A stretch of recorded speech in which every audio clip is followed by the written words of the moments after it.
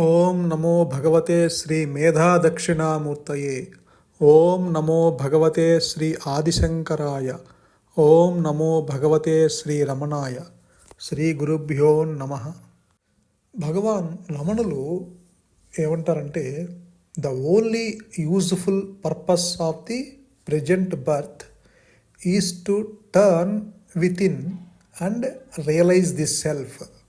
ఈ యొక్క ప్రస్తుత జన్మ యొక్క ఏకైక ఉపయోగకరమైన ఉద్దేశం ఏమిటంటే, నీ లోపల అంటే అంతర్ముఖమయ్యి ఆత్మను గ్రహించటమే. అది తప్ప there is nothing else to do అంటారు భగవాన్. నీ స్వరూపము జ్ఞానమయ్యుండి, నీ స్వరూపము ఆత్మ అయ్యుండి, నీ స్వరూపము శాంతి అయ్యుండి, నీ స్వరూపము ఆనందమయ్యుండి, దాన్ని తప్ప మిగతాది నువ్వు ఏది తెలుసుకున్నా దానివల్ల ప్రయోజనము ఏమీ లేదు. అది తప్ప ఏమి తెలుసుకున్నా నీకు మిగిలేది చివరికి దుఃఖమే. కాబట్టి జ్ఞానం తప్పించి, ఆ చైతన్యం తప్పించి, ఆ ఆత్మ తప్పించి మిగతావన్నీ తాత్కాలికాలే. మన శరీరాలు వస్తాయి, వెళ్ళిపోతాయి. అదృష్టము వస్తుంది, వెళ్ళిపోతుంది.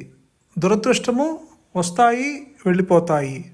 ధనవంతులు బీదవాళ్ళు అవుతారు, బీదవాళ్ళు ధనవంతులు అవుతారు. అధికారంలో ఉన్న వాళ్ళకి అధికారాలు పోతూ ఉంటాయి. అధికారం లేని వాళ్ళు మళ్ళీ కుర్చీల్లో కూర్చుంటారు. ఇవన్నీ వస్తూ ఉంటాయి, పోతూ ఉంటాయి. ఇలా వచ్చిపోయే వాటి అన్నిటికీ నీ ఆలోచనలకి ఏదైతే ఆధారంగా ఉన్న వస్తువును వదిలేసి వచ్చిపోయేదానికి, అంటే ఈరోజు పచ్చిగా ఉండి పచ్చగా ఉండి రేపు ఎండిపోయేదానికి నువ్వు చేసే కృషి అంతా, ఏది శాశ్వతం కాదో, ఏది నిత్యం కాదో, ఏది సత్యం కాదో దాన్ని నువ్వు పొంది ఎంతకాలం అనుభవిస్తావు? ఒకవేళ దాన్ని నువ్వు పొంది పట్టుకుంటే, ఆ పట్టుకొని నువ్వు ఎంతకాలం పట్టుకొని ఉంటావు? నువ్వు నిత్యము కాని దాన్ని, సత్యము కాని దాన్ని పట్టుకొని ఒకవేళ నువ్వు పట్టుకున్నా, నువ్వు ఉండగా అదైనా పోతుంది, అది ఉండగా నువ్వైనా పోతావు. ఇప్పుడు అన్ని పరిస్థితులు బాగుండగా మీ శరీరం పోవచ్చు. కొన్ని విషయాలు మనకి బ్రహ్మాండంగా కనిపిస్తాయి. ఇప్పుడు ముఖ్యమంత్రి పదవైనా, ప్రధానమంత్రి పదవైనా, బాగా డబ్బు ఉందనుకోండి, అవి చూడటానికి గొప్పగా కనిపించవచ్చు. కానీ అవన్నీ తాత్కాలికాలే, టెంపరీ. అవన్నీ అసత్యం మటుకే కాదు, అనిత్యం కూడా. కాబట్టి ఇవన్నీ తాత్కాలికాలే. మీకు దుఃఖం వచ్చినా, సంతోషం వచ్చినా, ఆనందం వచ్చినా అవన్నీ తాత్కాలికాలే. మీకు అదృష్టం వచ్చినా సరే అది తాత్కాలికమే.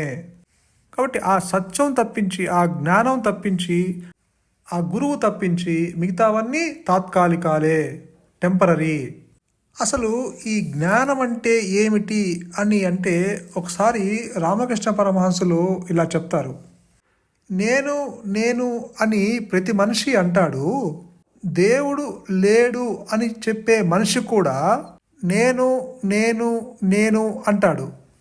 ఏదైతే నేను నేను నేను అంటున్నావో, ఆ నేను, నువ్వు చెప్పే నేను నువ్వు కాదని తెలుసుకుంటమే జ్ఞానము. ఇప్పుడు ఏదైతే నేను నేను అంటున్నావో, ఆ నేను నువ్వు కాదు, ఆ నేనే నువ్వు అనుకుంటున్నావు, ఆ నేను నువ్వు కాదని తెలుసుకుంటమే జ్ఞానం. అదే భగవాన్ కూడా చెప్తున్నారు, ఈ నేను కనుక అణిగిపోతే సకలము అణిగిపోతుంది, ఈ నేను కనుక లేస్తే సకలము లేస్తాయి. అంటే ఈ నేను గనక అణిగిపోతే నువ్వు చూసే ప్రపంచము ఉండదు, జీవుడు ఉండడు, జగత్తు ఉండదు, ఈశ్వరుడు ఉండడు. ఈ నేనే దేహాత్మ బుద్ధి కలిగిన నేను. అంటే నేను అంటే ఈ శరీర భావన కలిగిన నేను, ఒక వ్యక్తి భావన కలిగిన నేను. అందుకనే చనిపోయేటప్పుడు నేను చనిపోతున్నానని అనుకుంటాడు. ఎందుకు అనుకుంటాడు నేను చనిపోతున్నానని? దేహంతో తనకి తాదాప్యం ఉంది కాబట్టి, ఆ దేహము పోతున్నప్పుడు ఆ దేహం పోతుంది కాబట్టి, ఆ దేహము నేనే అనుకుంటున్నాడు కాబట్టి, ఈ నేను కూడా పోతుందని వాడు దుఃఖపడుతున్నాడు. ఈ నేను దేహగతమైన నేను, మనోగతమైన నేను. ఇది అసలైన నేను కాదు. ఇది ట్రూ ఐ కాదు. ఇది ఫెయిత్ఫుల్ ఐ కాదు. అందుకే భగవాను ఏమంటారంటే ఇది ఒక పిశాచము అంటారు. ఓ మాయా నేను. శ్రీకృష్ణుడు గీతలో చెప్తాడు కదా, నన్ను శరణదొచ్చిన వానికి ఈ మాయ ఏమీ చెయ్యదు అని. శ్రీకృష్ణుడు చెప్పిన ఐ ట్రూ ఐ, ఈ ఐ కాదు. నన్ను అర్థం చేసుకోండి, నన్ను శరణదొచ్చండి అని శ్రీకృష్ణుడు చెప్తున్న నేను ఈ నేను కాదు. నేను అంటే దేహం అనుకునే ఈ నేను కాదు. అది చావు పుట్టుకలు లేని I, undying I, birthless I. ఏ నేనుకైతే చావు లేదో, ఏ నేనుకైతే పుట్టుక లేదో అది బర్త్లెస్, డెత్లెస్. ఆ నేనుని శరణు పొందండి అంటున్నాడు శ్రీకృష్ణుడు. ఆ ట్రూ ఐని శరణుదొచ్చండి అంటున్నాడు శ్రీకృష్ణుడు. అంతేగాని ఈ దేహాత్మ బుద్ధి గల ఈ నేను కాదు. కాబట్టి దేహపరంగా, మానసిక పరంగా బయట నుంచి వచ్చే బాహ్య సుఖాలు అవి తాత్కాలికము. అవి వచ్చి పోతుంటాయి. వంతెన కింద నీరు ఎలా వచ్చి పోతుంటాయో అలానే ఈ బాహ్య సుఖాలు కూడా వస్తూ ఉంటాయి, వెళ్ళిపోతూ ఉంటాయి. అలానే ఈ ఇంద్రియ సంబంధించిన వ్యాపార విషయాలు కూడా తాత్కాలికమే, అవి కూడా నిలబడవు. భగవాన్ రమణులు ఏం చెప్తున్నారంటే సుఖం అనేది, శాంతి అనేది బయట ప్రపంచంలో ఏ వస్తువులో లేదు అన్న అనుభవం మీకు ముందుకు రావాలి. ప్రపంచంలో ఏ వస్తువులో కానీ, ఏ వ్యక్తిలో కానీ సుఖం అనేది లేదు, శాంతి అనేది లేదు. కాబట్టి ఈ సుఖం అనేది మీ హృదయంలోనే ఉంది, ఈ శాంతి అనేది మీ హృదయంలోనే ఉంది. బయట ఎక్కడ ఏ వస్తువులోనూ లేదు అన్న సంగతి మీకు తెలియాలి అంటున్నారు భగవాన్. నీ హృదయంలో ఉన్న శాంతి ఇండిపెండెంట్గా ఉంది, కానీ బయట నుంచి వచ్చే శాంతి డిపెండెంట్. మీకు సుఖము, శాంతి బయట నుంచి, ఎక్స్టర్నల్ నుంచి రావచ్చు, కానీ దేర్ ఆర్ టెంపరరీ, తాత్కాలికాలే. నీ హృదయంలో ఉన్న శాంతి, సుఖము, ఆనందము, స్వతంత్రమైన సుఖం, అది పర్మనెంట్గా ఉంది. కాబట్టి ఏదో ఒక రోజు ఈ శరీరము చనిపోయి తీరుతుంది, దాంట్లో ఎటువంటి అనుమానాలు లేవు. ఈ శరీరము ఏదో ఒకరోజు కట్టెలో కాలి బూడిదైపోతుంది. ఈ శరీరము కట్టెలో కాలి బూడిద అవ్వకముందే నీవు సహజ స్థితిని, నీ యొక్క శాంతిని, నీ యొక్క ఆనందాన్ని నువ్వు తెలియకుండా మరణిస్తే ఆ యొక్క నష్టాన్ని మనము మాటల్లో చెప్పలేము.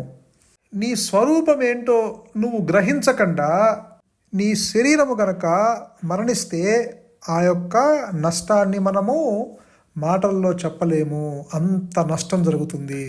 కాబట్టి మీ హృదయంలో ఉన్న ఆ చావు పుట్టుక లేని ఆ సద్వస్తువు గనక అనుభవంలోకి వస్తే, మీరు బ్రతకుండంగానే అది అనుభవంలోకి వస్తే, ఈ శరీరము గనక ఒకవేళ చనిపోయినా ఆ చావు లేని సద్వస్తువు అనుభవంలో వచ్చేటప్పటికీ నేను చనిపోవట్లేదు అన్న అనుభవం ఉంటుంది. మీరు చనిపోయినా నేను ఉంటాను అన్న ఒక అనుభవము. ఎందుకు మరణం అంటే అందరికీ భయము, ఒక దుఃఖం వచ్చేస్తుంది.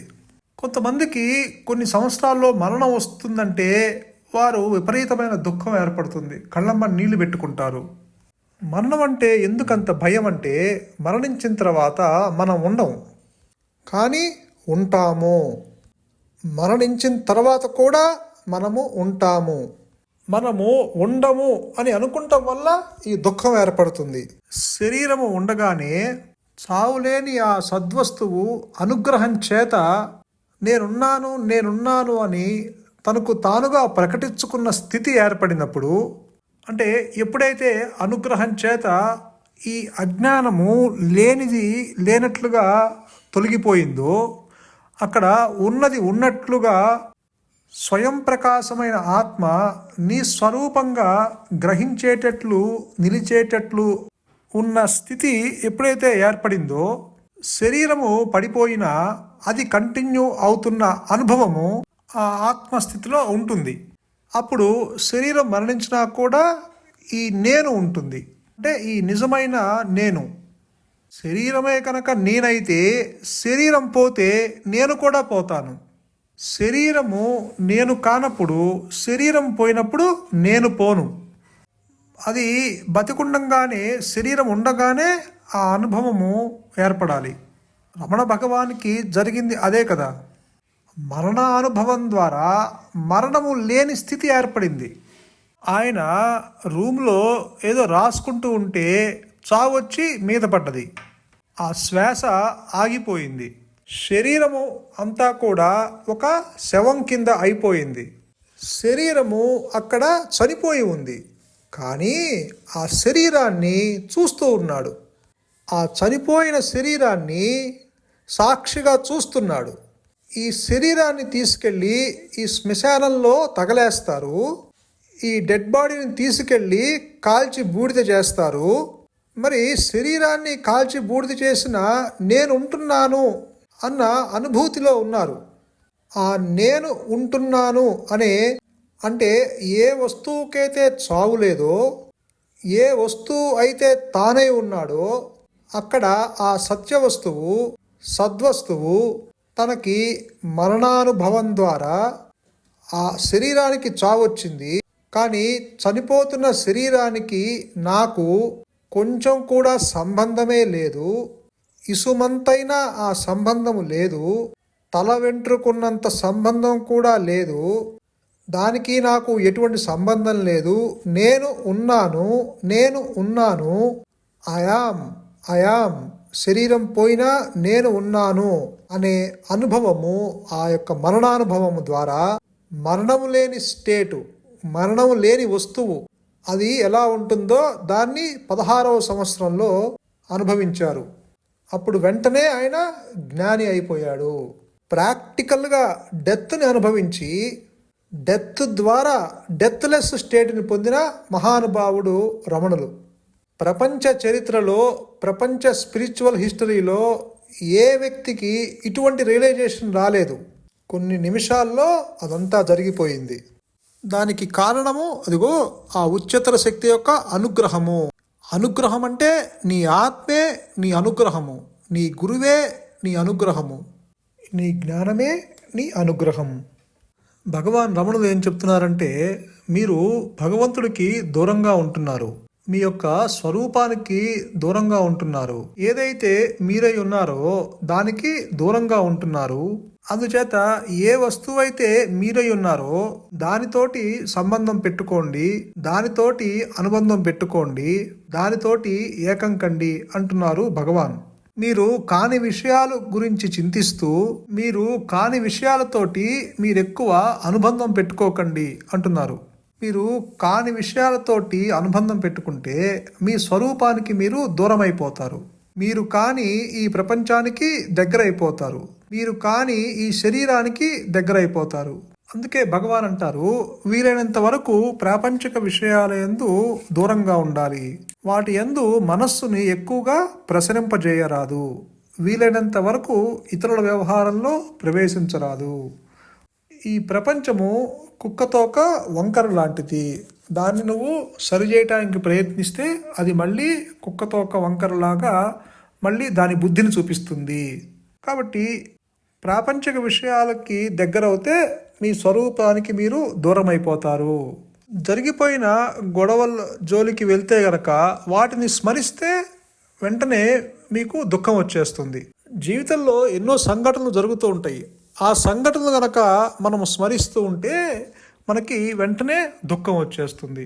మీరు గనక గతాన్ని గనక స్మరిస్తూ ఉంటే చేతిలో ఉన్న వర్తమాన కాలం జారిపోతుంది. అందుకే గురువుగారు ఏం చెప్తారంటే, గతాన్ని స్మరించవద్దు, భవిష్యత్తుని ఊహించవద్దు. కాబట్టి ఈ మనస్సు బయటకి ఎక్స్టర్నల్ సైడ్కి వెళ్ళినప్పుడు ఏ కారణం చేత ఈ మనస్సు బయటికి వెళ్తుంది అంటే, వై దిస్ వాండరింగ్, ఎందుకు ఇది పదే పదే బయట వాటికి వైపు ఆకర్షించబడుతుంది, ఏ కారణం చేత ఈ మనస్సు బయటికి వెళ్తుందో ఆ కారణాన్ని మనము వాచ్ చేసి అక్కడి నుంచి మనస్సుని ఉపసంహరించాలి. ఆ వస్తువులోంచి నీ మనస్సుని ఉపసంహరించాలి. ఎందుకంటే ఇప్పటిదాకా నీ మనస్సుకి ఒక అలవాటు అయింది. బయట విషయాలు సేకరించి వాటిని స్మరిస్తూ దుఃఖపడటం అనేది. అలవాటును బట్టి ఆ మనస్సు బహిర్ముఖమవుతుంది. ఏ అలవాటు వల్ల మనస్సు బహిర్ముఖమవుతుందో, బయటికి వెళ్తుందో దాన్ని చూసుకొని మనస్సుని ఉపసంహరించుకోవాలి. దాన్ని విత్డ్రా చేసి రిపీట్ చేయకూడదు. ఎప్పుడైతే అది రిపీట్ చేయటం ఆగిపోతుందో దానికి సంబంధించిన వాసన నెమ్మదిగా తగ్గుముఖం పడుతుంది. వాసన క్షయము అవ్వకుండా జ్ఞానము సిద్ధించదు. మనస్సు పవిత్రత చేకూరాలి. కాబట్టి మానవ ప్రయత్నం ఒక్కటే సరిపోదు. దానికి అదిగో ఆ ఈశ్వరుని అనుగ్రహము, ఆ గురువు అనుగ్రహము, ఆ ఆత్మ అనుగ్రహము ఖచ్చితంగా ఉండాలి. ఆ గురువు యొక్క అనుగ్రహము అత్యంత బలీయమైనది. నీకు బ్రహ్మానుభవం పొందటానికి నీలో ఏ వాసనలు అడ్డుగా ఉన్నాయో, ఏ బలహీనతలు ఆటంకంగా ఉన్నాయో అన్నిటినీ ప్రవాహంలో బలమైన రాళ్ళు, దొంగలు ఎలా అయితే కొట్టుకుపోతాయో అలానే నీకు అదృష్టం వెంటాడుతున్నా, దురదృష్టం వెంటాడుతున్నా, పరిస్థితులు అనుకూలంగా ఉన్నా, పరిస్థితులు ప్రతికూలంగా ఉన్నా, ఆ యొక్క జ్ఞానం యొక్క అనుగ్రహంతో, ఆ యొక్క గురువు యొక్క అనుగ్రహంతో, ఆ మౌనం యొక్క అనుగ్రహంతో ఈ భ్రాంతి, ఈ అహంభావము, ఈ అహంకారము, ఈ మాయా నేను పూర్తిగా నశించిపోతుంది. సంతోషం. మౌనమే శరణ్యం. మౌనమే నీ సహజత్వం. ధన్యోస్మి.